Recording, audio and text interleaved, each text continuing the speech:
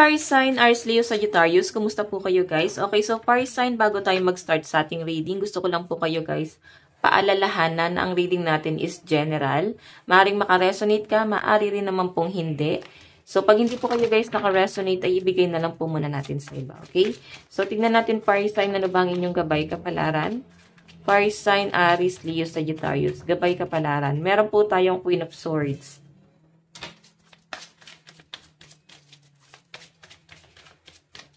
Meron po tayong King of Swords.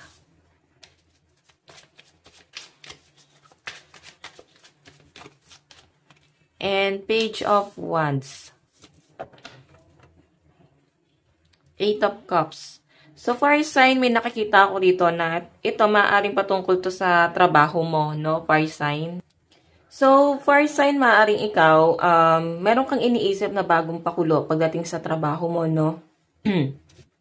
Queen of Swords, so maaaring may pagbabago kang gagawin sa trabaho mo or pwedeng yung iba sa inyo gusto na mag-resign. Ayan, meron siguro nagpainit ng ulo mo sa trabaho, parang pili mo hindi makatarungan yung nangyayari. Hindi tama para sa inyo, no?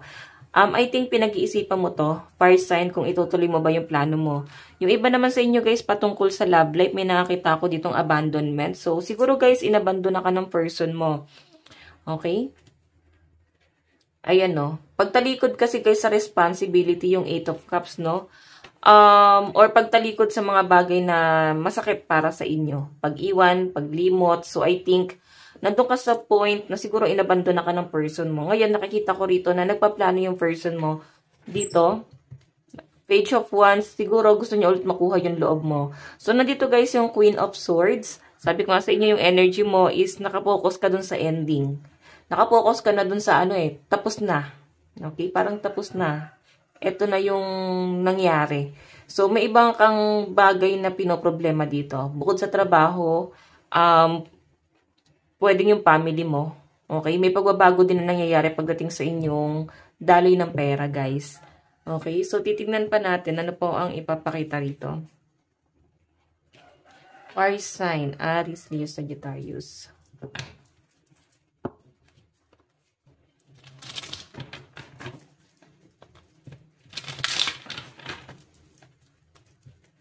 Para bang natatoxic na kayo guys sa trabaho nyo. Parang feeling nyo masyado ka nang binubuli or para feeling mo pinagkakaisahan ka sa trabaho. Okay? So, titignan pa natin. Fire sign, Aries, Leo, Sagittarius. Gabay kapalaran. Gabay kapalaran ni fire sign. Okay, so fire sign, meron po tayong Seven of Pentacles. Sugan natin to parang hindi pantay. Okay, so meron po tayong Knight of Swords. The Star. And Ten of Swords. Ten of Wands. So guys, kung makikita mo yung energy mo dito sa Queen of Swords, galit Maaring merong nagpapagalit sa'yo ngayon. Or talagang wala ka sa mood ngayong araw. Okay? Parang may mga bagay kang may mga bagay ka parang nanunumbalik sa inyo. Pwede nangyari siya guys sa past. Okay? Nangyari na to sa nakaraan at naibabalik mo. Or hanggang ngayon pala masakit pa rin pala sa kasalukuyan. Kasi Knight of Swords yung energy mo. So, akala mo wala na, akala mo tapos na, akala mo tanggap mo na yung isang bagay, pero may galit ka pa rin palang nararamdaman. Okay, hindi mo pa rin pala kayang magpatawad. So, kung gano'n naman fire sign ng nararamdaman mo, huwag mo ipilit sa sarili mo na magpatawad, okay? Kasi hindi ka magkakaroon ng peace of mind. Okay? So, nandito guys yung The Star. Nakikita ko na mag-focus ka ngayon sa career mo. And, huwag mo daw pasanin lahat ng problema sa mundo. Huwag mong masyadong i-pressure yung sarili mo.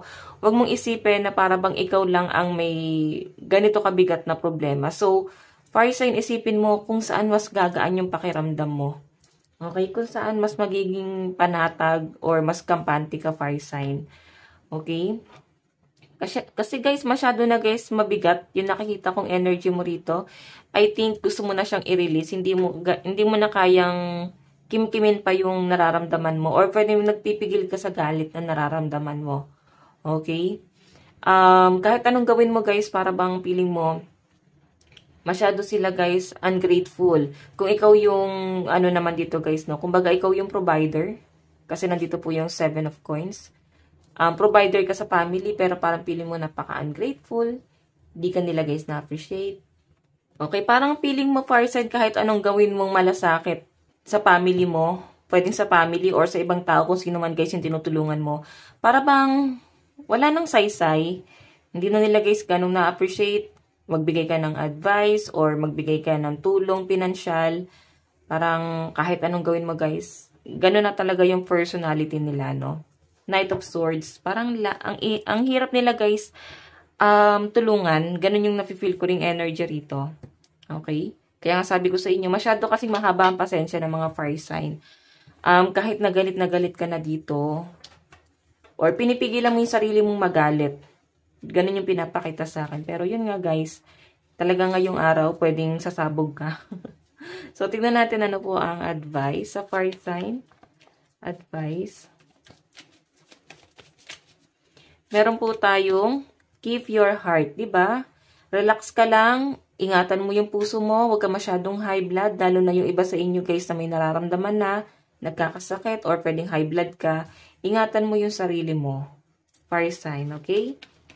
Tignan natin, meron po tayong attune to the divine. So, I think, parang sinasabi rito na, ito kasi guys, new moon in Pisces.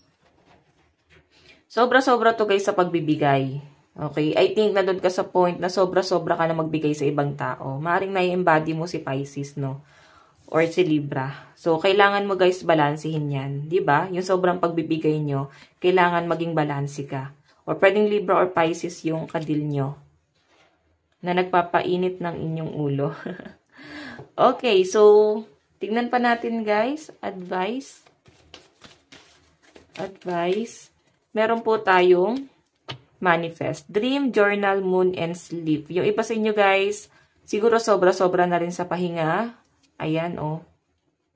So, I think, para bang grabe yung pagod na nararamdaman mo. Yung pagod na nasobrahan sa pahinga. Alam niyo yon. Siguro kulang ka sa exercise. Siguro person kailangan mo dito is magbanat ng buto. Kailangan mo mag-exercise kasi baka maaga kang manghina niyan. Okay? So, may nakikita ako dito guys na kung ano man yung minamanifest mo, pwedeng good health. So, mangyayari naman yan fire sign. Basta kailangan mo lang dito isimulan yan. Okay, so tignan pa natin.